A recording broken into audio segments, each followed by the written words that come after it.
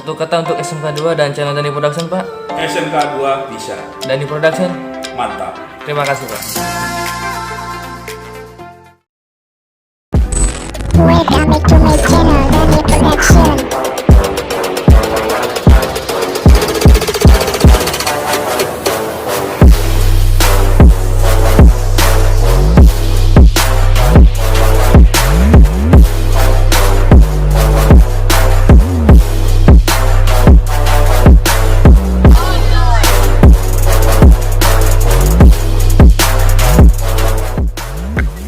Terima kasih sudah klik video ini, tapi jangan lupa guys, klik tombol subscribe karena subscribe itu gratis. Dengan subscribe kamu support channel ini terus untuk akan selalu upload.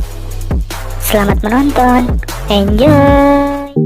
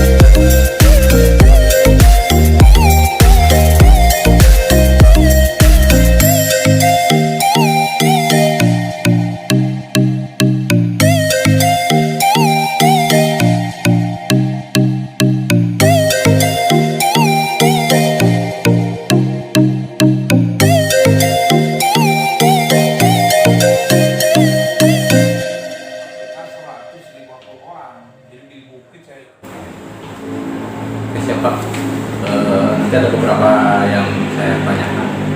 Perkenalkan dulu Bapak di sini. Ibu udah kenal Pak? Ya. Perkenalkan Bapak. Ya, nama saya Ade Firdaus, Kepala SMKN 2 Pandeglang. Ada beberapa pertanyaan Pak terkait dengan penerimaan siswa baru PPDB ya, Ya. Sistem online. Kita melihat bahwa ada kelebihan, ada nuansa lain yang diterapkan di SMK 2 Pandeglang ini. Tolong disampaikan Pak. Ya, untuk tahun sekarang kita PPDB secara online penuh ya. Artinya bahwa semua kegiatan PPDB itu keseluruhan dilaksanakan secara online karena dengan adanya COVID-19 ini mungkin yang pertama kita lakukan secara penuh karena sebelumnya itu ada 2 jalur yaitu offline dan online, tapi sekarang kita secara full online dan pendaftar yang masuk itu 981 pendaftar yang secara online. Yang diterimanya Pak? Yang diterima kita 684 siswa. Dengan jurusan, beberapa jurusan. Jadi ada 8 kompetensi keahlian untuk yang paling minimal lah dua rombel dalam setiap kompetensi keahlian. Ada yang 3 rombel juga. Bisa disampaikan kan jurusan-jurusannya? Ada multimedia kita terima itu 108, TKJ 108, kemudian pengolahan hasil pertanian kita ada 72, TITL ya, kelistrikan itu 72, teknik bisnis sepeda motor 72, teknik kendaraan ringan 72, kemudian kimia analis 72. Ya, terkait hari ini pelaksanaan PPDB itu sudah selesai Pak? Ya. Hari ini sedang dilaksanakan? Ya, ini kita daftar ulang. Daftar ulang itu kita buat memenuhi protokol COVID-19 sehingga dengan jumlah yang 684 itu kan luar biasa kalau berkumpul. Saya yakin sulit untuk menerapkan aturan COVID-19.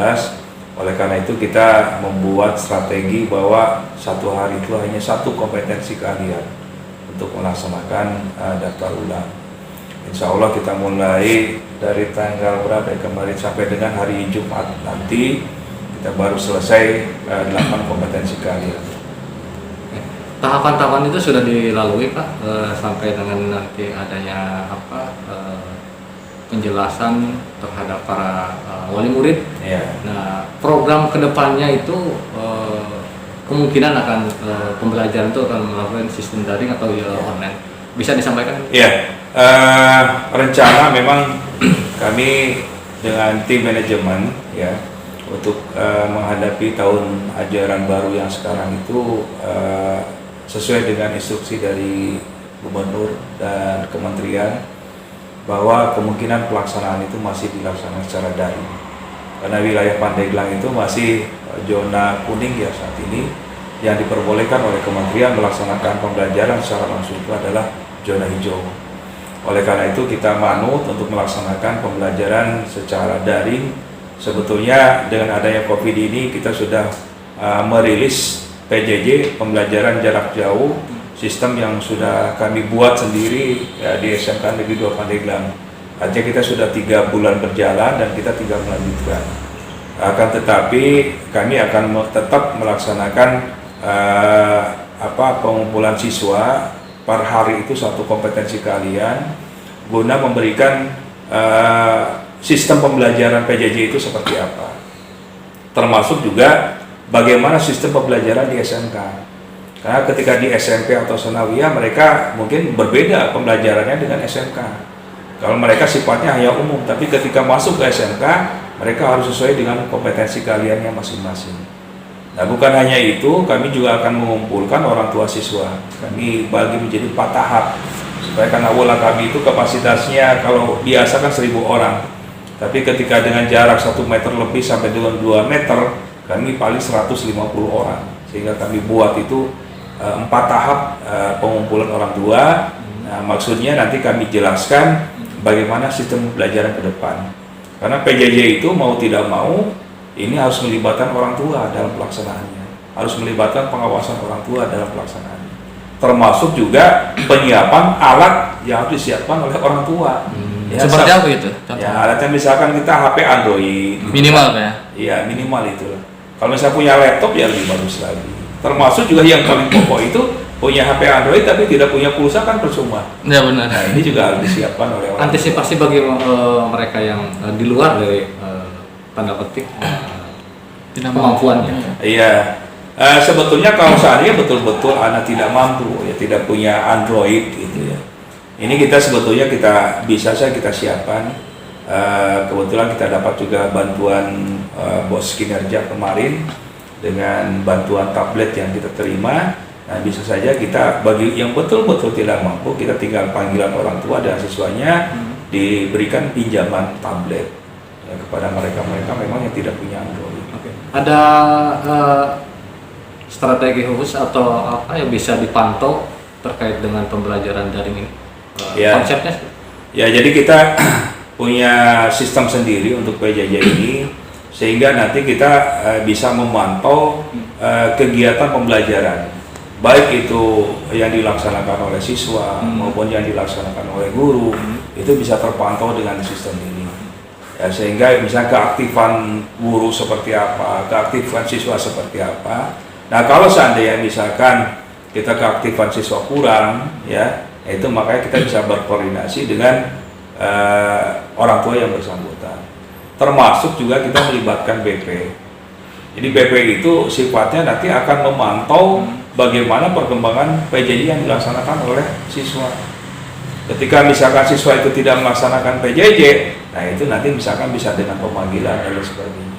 Nah, salah satu hal dari kegiatan rapat dengan orang tua itu, kami ingin mengumpulkan nomor yang bisa dihubungi sehingga ketika ada permasalahan-permasalahan di sekolah, kita bisa langsung dengan orang tua. Oke Pak, saya satu lagi Pak. Sampai kapan proses pembelajaran ini bisa diprediksikan? Ya, kita tidak bisa memprediksi, artinya sesuai dengan arahan daripada pemerintah. Kalau seandainya misalkan besok kita bisa melalui pembelajaran secara langsung, kita alhamdulillah.